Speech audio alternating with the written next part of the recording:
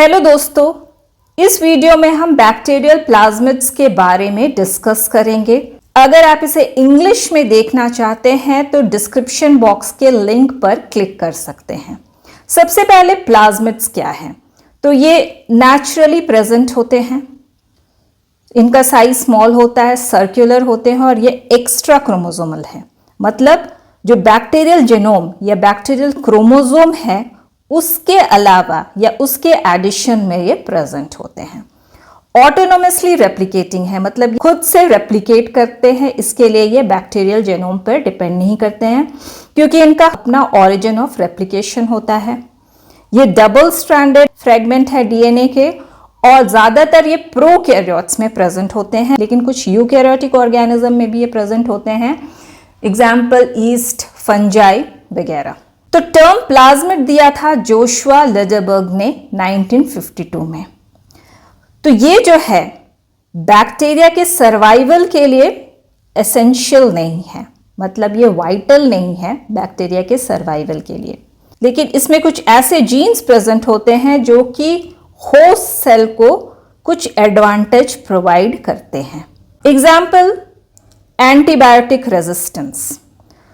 तो वैसे प्लाज्मिड जिनमें कि एंटीबायोटिक रेजिस्टेंस जीन प्रेजेंट होते हैं, अगर ये किसी बैक्टीरियल सेल में प्रेजेंट है तो ये बैक्टीरिया एंटीबायोटिक के लिए रेजिस्टेंट होता है, मतलब ये एंटीबायोटिक के प्रेजेंस में भी सरवाइव करता है। लेकिन अगर किसी बैक्टीरिया में इस तरह के प्लाज्मिड नहीं प्रेजेंट है तो ये एंटीबायोटिक के लिए सेंसिटिव होता है, मतलब एंटीबायोटिक के प्रेजेंस में इनका डेथ हो जाता है या फिर एंटीबायोटिक इन्हें किल कर देता है। आइए हम प्लाज्मिड से रिलेटेड कुछ फैक्ट्स या टर्म्स को देखें। सबसे पहले साइज। तो ये बैक्टीरियल जेनोम से बहुत छोटे होते हैं साइज में। इनमें कुछ एडिशनल जीन्स प्रेजेंट होते हैं, मतलब बैक्टीरियल जेनोम में तो जीन्स होते हैं, उसके अलावा कुछ जीन्स इस प्लाज्मिड में प्रेजेंट होते हैं। और इनका साइज का रेंज जो है काफ़ी वाइड है, 1 से 400 किलो बेस पेयर तक इनका साइज होता है। कुछ तो काफ़ी बड़े होते हैं, अराउंड 2 मेगा बेस पेयर तक, जिन्हें कि हम मेगा प्लाज्मिड कहते हैं। दूसरा है शेप। तो 5 डिफरेंट टाइप के शेप्स होते हैं प्लाज्मिड में। पहला है निक्ड ओपन सर्कुलर। इसमें क्या है कि डबल स्ट्रैंडेड डीएनए होते हैं जो सर्कुलर होते हैं, लेकिन इनके एक स्ट्रैंड में कट होता है। रिलैक्स सर्कुलर, मतलब डबल स्ट्रैंडेड डीएनए पूरी तरह से इंटैक्ट होता है, पूरी तरह से सर्कुलर होता है। तीसरा है लीनियर। इसमें डीएनए के जो एंड्स होते हैं वो फ्री होते हैं। सुपर कॉइल्ड, ये भी पूरी तरह से इंटैक्ट होता है, बट इसमें ट्विस्ट प्रेजेंट होता है जिसके कारण इनका साइज स्मॉलर होता है। सुपर कॉइलिंग के विषय में हमने सेपरेट वीडियो में पढ़ा है, अगर आप इसे देखना चाहते हैं तो डिस्क्रिप्शन बॉक्स के लिंक पर क्लिक कर सकते हैं। सुपर कॉइल डीनेचर्ड, तो ये भी सुपर कॉइल होते हैं, लेकिन इनका साइज थोड़ा छोटा होता है क्योंकि डीनेचुरेशन के कारण कुछ पार्ट लॉस्ट हो जाते हैं। तीसरा है कॉपी नंबर। पर बैक्टीरियल क्रोमोसोम या पर बैक्टीरियल सेल में जो एवरेज नंबर ऑफ मॉलिक्यूल्स है किसी प्लाज्मिड का, उसे हम कहते हैं कॉपी नंबर, और ये रेंज करता है 1 to 3 कॉपीज से लेकर 100 कॉपीज तक।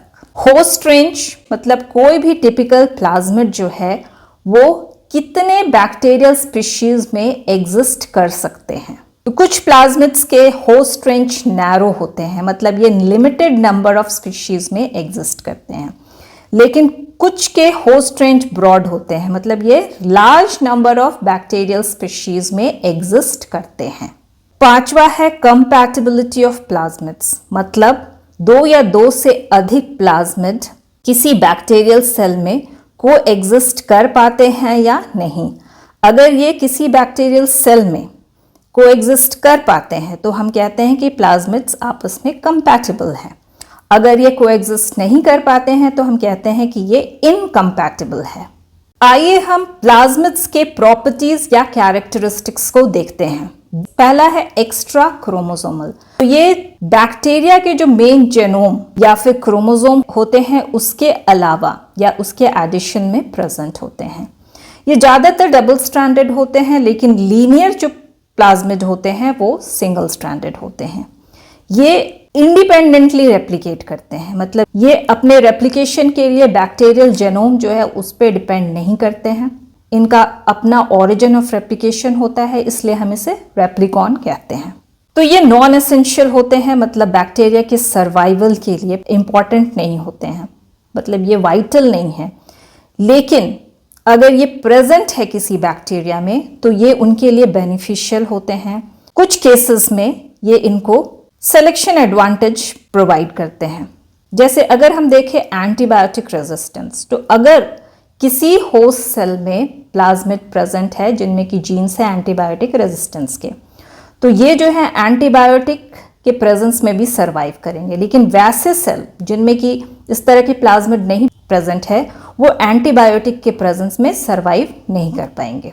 इनको हम सेक्स फैक्टर, कंजुगेंस, एक्स्ट्रा क्रोमोसोमल रेप्लिकॉन्स और ट्रांसफर फैक्टर्स के नाम से भी जानते हैं। इसके बारे में हम डिटेल में हॉरिजॉन्टल जीन ट्रांसफर वीडियो में देखेंगे।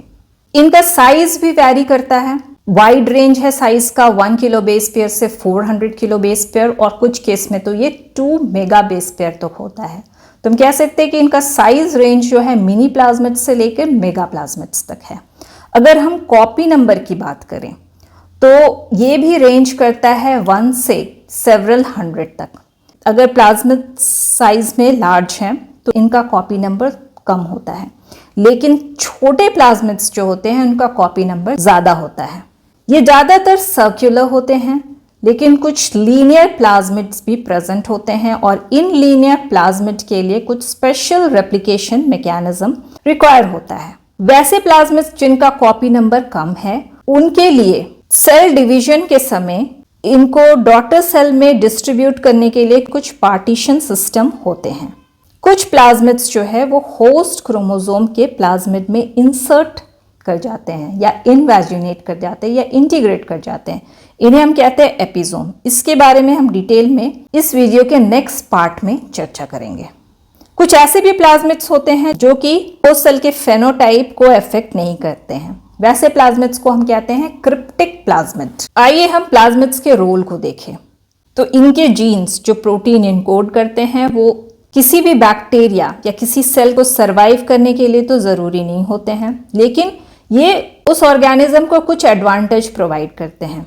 जैसे कि ये हेल्प करते हैं उनको यूटिलाइज करने में अनयूजुअल कार्बन सोर्सेज को, और ये जो है रेजिस्टेंस प्रोवाइड करते हैं वैसे सेल को हैवी मेटल्स और एंटीबायोटिक्स के प्रति। साथ ही ऐसे ऑर्गेनिजम्स जो है कुछ ऐसे टॉक्सिन्स और प्रोटीन्स की सिंथेसिस कर पाते हैं जिसके कारण कि ये किसी हायर ऑर्गेनिज्म को इन्फेक्ट करने में सक्सेसफुल होते हैं। अब अगर हम प्लाज्मिड्स के यूज के बारे में पढ़ें तो प्लाज्मिड जो है एक बहुत ही यूजफुल जेनेटिक टूल है मॉलिक्यूलर बायोलॉजी में, जेनेटिक्स में, स्पेशली अगर हम जेनेटिक इंजीनियरिंग के फील्ड की बात करें। इसको यूज किया जाता है जीन क्लोनिंग में, रिकॉम्बिनेंट प्रोटीन के मैन्युफैक्चर में, और साथ ही जीन थेरेपी रिसर्च में। और ये हेल्प करता है किसी भी जीन को इंट्रोड्यूस करने में, मैनिपुलेट करने में, या फिर डिलीट करने में किसी होस्ट सेल में। इन पॉइंट्स के बारे में हम डिटेल में रिकॉम्बिनेंट डीएनए टेक्नोलॉजी वीडियो में चर्चा करेंगे। प्लाज्मिड्स रिकॉम्बिनेंट डीएनए टेक्नोलॉजी में वेक्टर की तरह यूज होता है। आइए हम इसके कुछ जनरल स्ट्रक्चर या एलिमेंट्स को देखते हैं। प्लाज्मिड वेक्टर्स जो है वो बैक्टीरियल सेल में स्मॉल डीएनए फ्रेगमेंट के क्लोनिंग में हेल्प करता है। इस डायग्राम की मदद से हम इसके जनरल स्ट्रक्चर के बारे में डिस्कस कर सकते हैं। यह है ओरिजिन ऑफ रेप्लिकेशन, यह है एंटीबायोटिक रेजिस्टेंस जीन, यह है सेलेक्टेबल मार्कर, यह है प्रोमोटर, यह है 5' प्राइमर साइट, यह है रेस्ट्रिक्शन साइट, यह है इंसर्टेड जीन, यह है रेस्ट्रिक्शन साइट, और यह है 3' प्राइमर साइट। तो रेस्ट्रिक्शन एंजाइम की मदद से इस पार्ट को कट करके इसमें आवश्यकता अनुसार जीन्स को इंसर्ट किया जा सकता है। आइडियल प्लाज्मिड वेक्टर के कुछ प्रॉपर्टीज होते हैं। ये हैं small size, high copy number, origin of replication, restriction sites और सेलेक्टेबल मार्कर्स।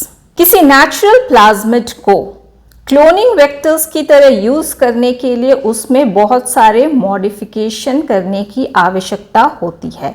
तो हम कह सकते हैं कि प्लाज्मिड एक एसेंशियल जेनेटिक टूल की तरह काम करता है मॉलिक्यूलर बायोलॉजी और जेनेटिक इंजीनियरिंग में, और इसको यूज़ करके स्पेसिफिक जीन्स को इंट्रोड्यूस किया जा सकता है, मैनिपुलेट किया जा सकता है या डिलीट किया जा सकता है किसी होस्ट सेल के अंदर। इसके बारे में हम डिटेल में रिकॉम्बिनेंट डीएनए टेक्नोलॉजी वीडियो में डिस्कस करेंगे। तो ये थी आज की वीडियो। इसके नेक्स्ट पार्ट में हम टाइप्स ऑफ प्लाज्मिड्स के बारे में चर्चा करेंगे। अगर आपको ये वीडियो पसंद आई हो तो इसे लाइक करें, शेयर करें और मेरे चैनल को सब्सक्राइब करना ना भूलें। Thank you.